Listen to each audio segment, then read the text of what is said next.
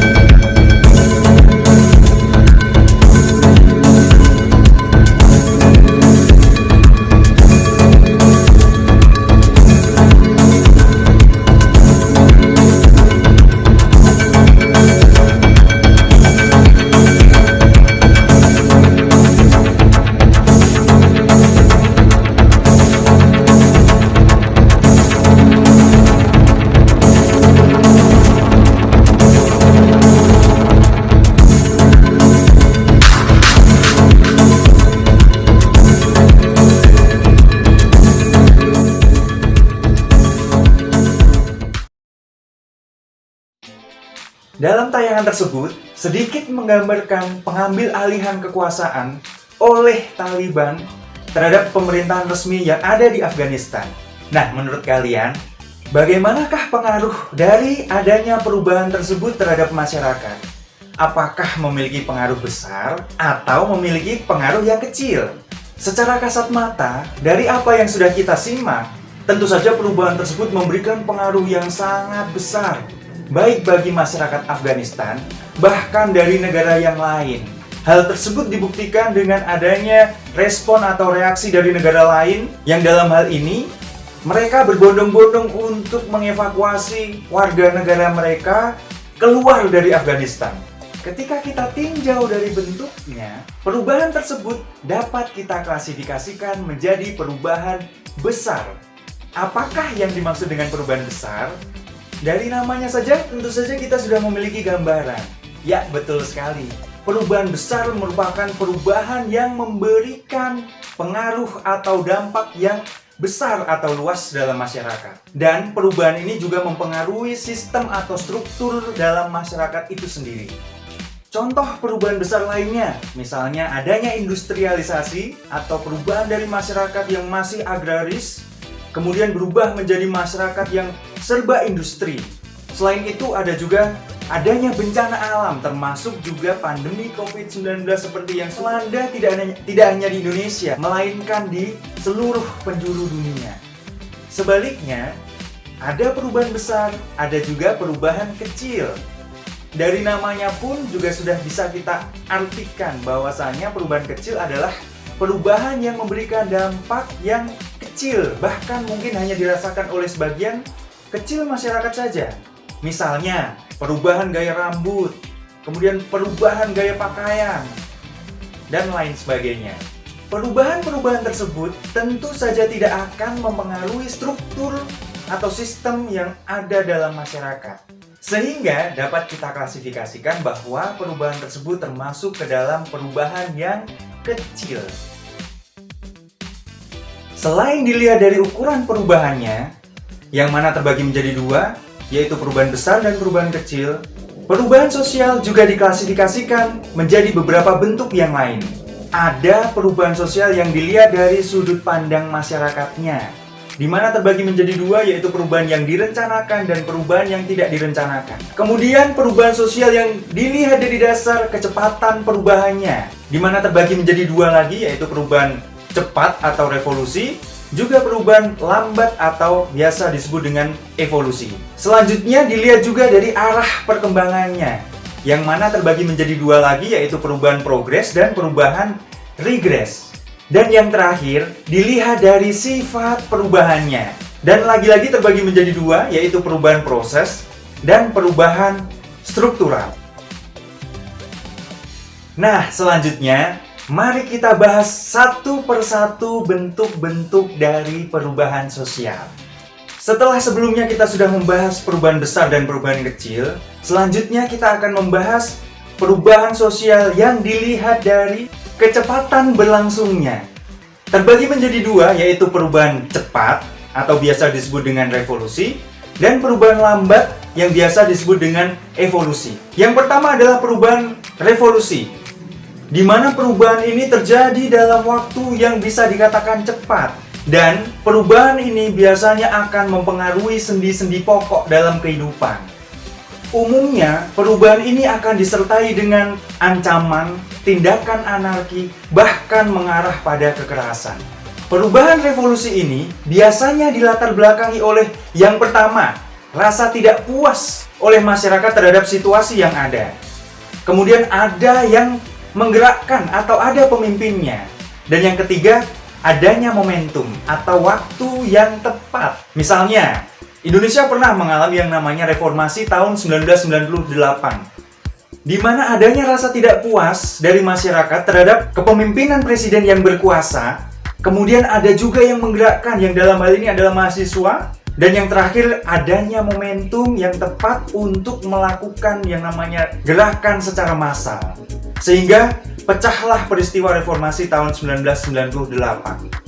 Contoh yang lain, kita mundur ke belakang, misalnya peristiwa revolusi industri yang ada di Inggris, ada revolusi Prancis, bahkan yang video kita simak di awal tadi juga bisa diklasifikasikan menjadi bentuk perubahan cepat atau revolusi.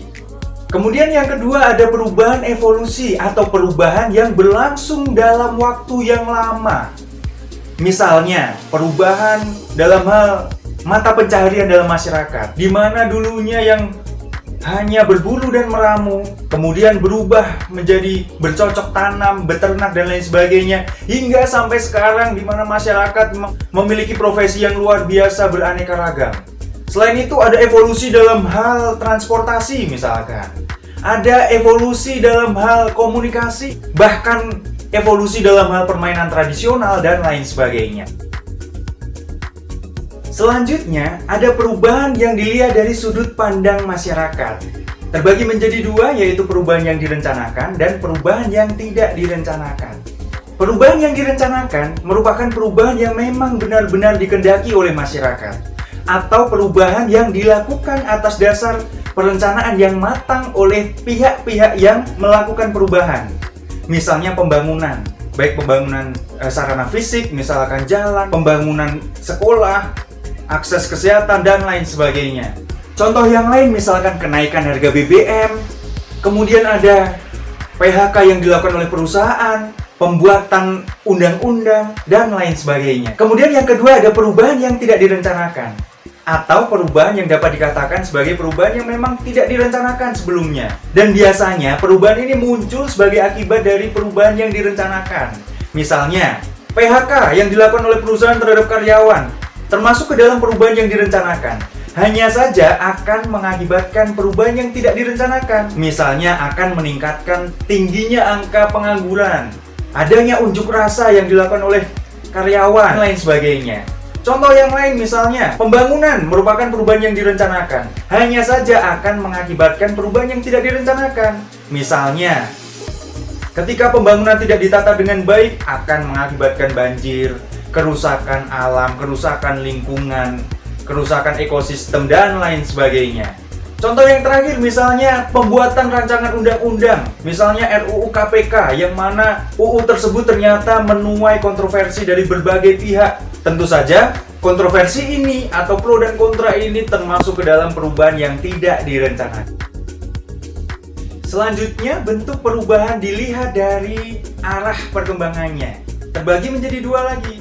Ada perubahan progres, ada juga perubahan regres. Yang pertama, perubahan progres. Perubahan progres adalah perubahan yang memberikan pengaruh kemajuan, atau bisa juga dikatakan sebagai perubahan yang memberikan dampak positif. Misalnya, masuknya handphone, masuknya teknologi, masuknya internet, dan lain sebagainya. Perubahan yang memberikan kemajuan yang lain, misalnya pembangunan sekolah di daerah-daerah pedalaman, pembangunan akses jalan di daerah-daerah yang bisa dikatakan terpencil, juga pembangunan akses kesehatan dan lain sebagainya. Sedangkan perubahan regres bisa dikatakan sebagai perubahan yang kurang memberikan keuntungan bagi masyarakat. Misalnya apa? Seperti halnya pandemi COVID-19 ini, yang mana memberikan pengaruh yang luar biasa, namun umumnya memberikan pengaruh yang negatif bagi kehidupan kita. Ada juga bencana alam, seperti tanah longsor, gempa bumi, atau bisa juga contoh yang lain seperti adanya peperangan dan lain sebagainya. Dan yang terakhir, ada perubahan yang dilihat dari sifatnya. Terbagi menjadi dua, yaitu ada perubahan struktural dan perubahan proses. Perubahan struktural merupakan perubahan yang dapat dikatakan mendasar. Diambil dari kata struktur itu sendiri berarti dapat kita artikan bahwa perubahan ini akan mempengaruhi struktur pokok dalam kehidupan. Jadi, ketika terjadi perubahan ini akan mengakibatkan struktur atau sistem atau tatanan dalam masyarakat menjadi benar-benar baru. Misalnya, perubahan kepemimpinan, perubahan struktur dalam kekuasaan, dan lain sebagainya. Kemudian perubahan proses. Berbeda dengan perubahan struktural, di mana perubahan tersebut merupakan perubahan yang mendasar. Sedangkan perubahan proses dapat dikatakan perubahan yang hanya menyempurnakan perubahan sebelumnya, sehingga tidak mendasar. Contoh dari perubahan proses diantaranya penyempurnaan terhadap perubahan kurikulum pendidikan. Kemudian ada juga penyempurnaan terhadap revisi undang-undang yang dilakukan oleh DPR, dan lain sebagainya. Nah, itulah beberapa bentuk-bentuk dari perubahan sosial, di mana diantaranya ada perubahan besar dan kecil, ada perubahan cepat dan lambat, ada perubahan yang direncanakan dan tidak direncanakan, ada juga perubahan progres dan perubahan regres, hingga ada perubahan proses dan juga perubahan struktural. Semoga kita betul-betul dapat memahami apa yang telah kita pelajari dalam video ini, dan sampai bertemu di pertemuan selanjutnya. Pertemuan selanjutnya kita akan membahas faktor pendorong dan faktor penghambat dari perubahan sosial. Tetap semangat dan jaga kesehatan selalu. Saya akhiri dengan Paramasanti. Om Santi Santi Santi Om.